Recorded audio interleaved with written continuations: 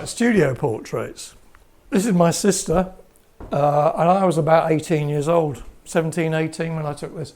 And I've used 3-point lighting. There's a key so that, from about 7 o'clock, 8 o'clock. There's a backlight, because you can see her hair's rimmed, and something filling this way.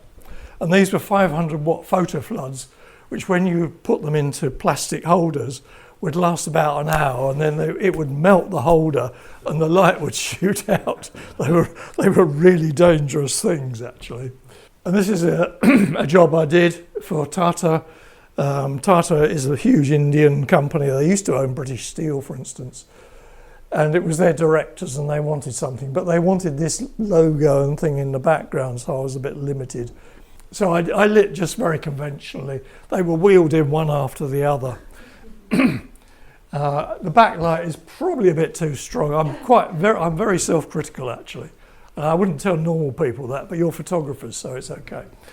The backlight is a bit too strong. I should have pulled it down a bit, but these are 500 watt spotlights, which get incredibly hot. This is one light. This is in Kyoto. This is a friend of mine, and it's a flash in a soft box, which had a curly cable, so it was in sync, and it was as far out as it would go. And Chizuko held a reflector the other side, and that's just one light. So you don't need all this equipment for some things. This is also in Kyoto. This is Rika, a jazz saxophonist.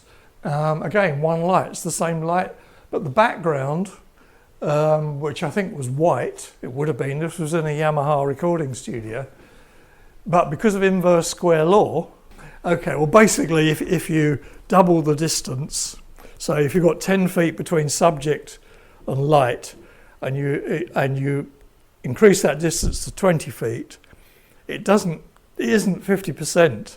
You only get 25% of the light. Now I've come to my home studio. As such, it's the living room.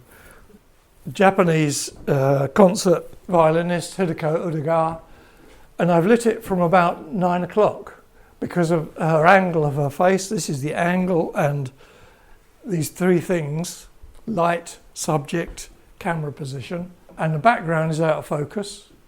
This was on film, so it would have been the 85mm lens, I think.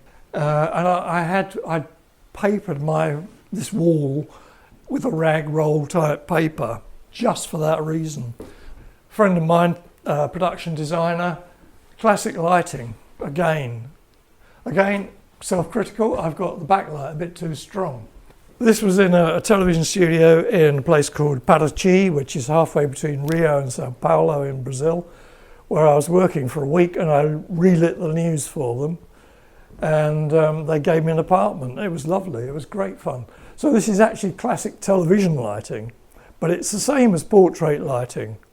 So this is classic lighting: the backlight and key light and the fill light. Simple 3-point lighting. This was done for amateur photographer. It's a model by the name of Debbie Flett. I challenge amateur photographer. This was 15 years ago. That I would go to the Cabal collection, which is the greatest collection of Hollywood portraits, and they can pull anything out and I'd replicate it, which we did. This was in a studio somewhere on the South Bank that amateur photographer used. And I took my own lights down because I wanted to know what I was using. This is in another studio near Waterloo, and this is Chris Coe, who is founder and owner of Travel Photographer of the Year, of which I'm one of the judges as well. The classic lighting here, and I wanted the brim because I wanted to push some light in underneath. This was for a workshop I did. So this was done with lights. I didn't know what I was using. It was just what was there. This is a friend of mine, Kazuka Hoki. And she wanted classic portraits for Spotlight magazine, the Actors magazine. She's a cabaret performer, incredibly intelligent woman. And she's just started messing around. So I do that, yes, I like that shadow. So there we are, you just pick things up as you go. But the lighting is classic lighting with the background out of focus. Nothing is changing actually in these pictures if you think about it. And this is a male model who wanted some pictures. So I did this. And this is a good trick for a man particularly, is to use a chair backwards. Because then they've got something to lean arms on. If it's a woman with a skirt, if she's got trousers on, it's okay, but with a skirt, sit sideways, can do it, because it gives them something to do with their arms and their hands. And you end up with this nice sort of circular composition. This is also in my flat. She was an Irish dancer. Totally different lighting, but it suited. The backlight is low down because I wanted to pick up her hair because it was fantastic. Actor who some of you may know or remember, Christopher Timothy, somebody said, yep, who's been a great mate of mine before he even became James Herriot. And he came and we chatted and took some pictures, and he was just leaving. He said, "Stop, Chris." And I just used one light from the side, and there's a bit of bounce from a door, actually. I didn't put anything there.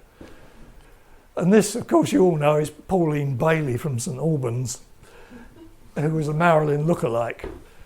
So this is not quite as simple as it seems.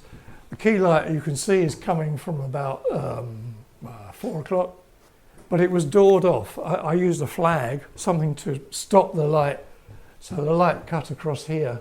So there's no light on this shoulder here from the key light. There's backlight, and this backlight, of course, is showing up her boobs, which was part of the Marilyn thing. And this is Olive Murray. She's an opera singer, and we'd done the classic portraits. She was going for a part in Porgy and Bess, which she did get. Started messing around. I always used to shoot 3 rolls of film with on a Mamiya RB67. The first one I'd do what the client wanted. The second one I'd do what I think they wanted, and the third one we just have a go at anything. And that way there was a whole range of photographs in 30 pictures. And this is a friend of mine who you saw in the Rembrandt thing. And this is the backlight is at 12 o'clock. So it's right behind her head, low down, because she had this wonderful blonde hair. And it's just soft light from the front. And this was up in Nottingham. She was in a thing called Palace Hill, a children's thing. And I thought she looked fantastic. And she smoked. So I found a room and I got a spark with me, and we 2 lights, and that was it. We did that in 15 minutes. My father, I knew he wouldn't tolerate me mucking around too much, so I did it very quickly. And because it was black and white, I didn't worry about colour temperature. And the fill light is actually 2 windows which have got Venetian blinds on, and I just adjusted them to the right amount of fill. Right, not only people, but you can take portraits of cats. Now this is a portrait, it's telling a story, isn't it? He's saying, "Ted, this is my spot, you're not going to move me." Even bigger cats. There's not much about lighting here, except that was the only position I could get. And this was a wire mesh. This was a friend's lion, by the way.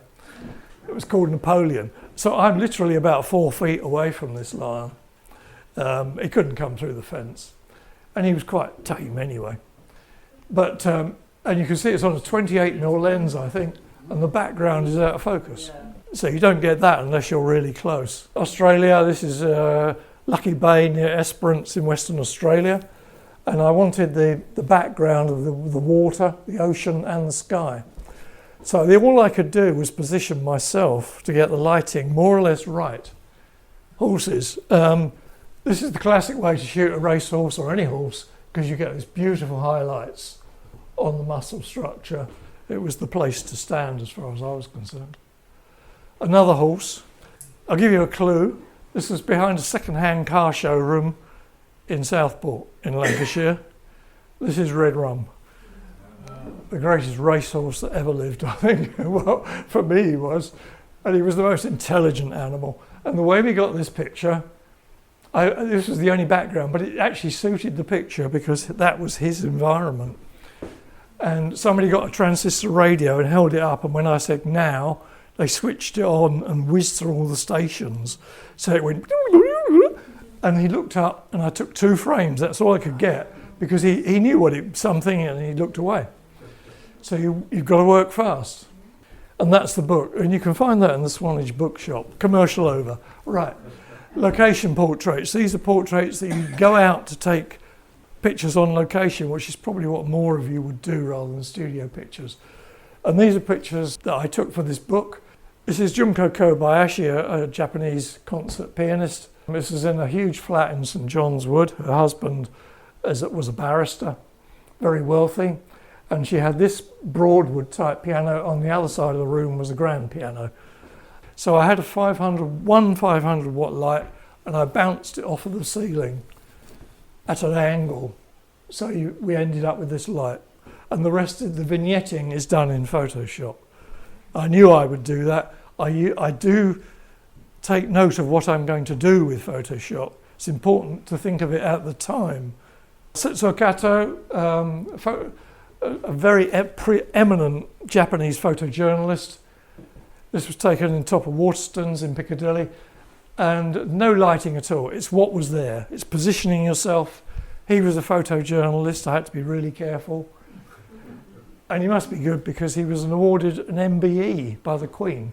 Robert Ketchell, a designer of Japanese gardens in the UK. This was in Farnham. And it's just natural light, but it's positioning him, getting him to turn his body at an angle, not square on, and putting the background way out of focus. And it's a tree, so it relates to him as part of the story with gardens. So Hugh Kotatsi, who was British ambassador in Tokyo at the time of Margaret Thatcher, who asked to meet car manufacturers. So he introduced her to the head of Nissan, which is why we have a Nissan car plant in this country, because of this man. He died last year, and this portrait was used throughout all the funeral things and everywhere else. We interviewed him for an hour, and he's a really nice man. He was 90 or 91, but I knew I couldn't mess around with him, so I'd worked out what to do, and I just shot where he was. Philip Purvis, who also worked at the embassy in Tokyo. This again, long interview.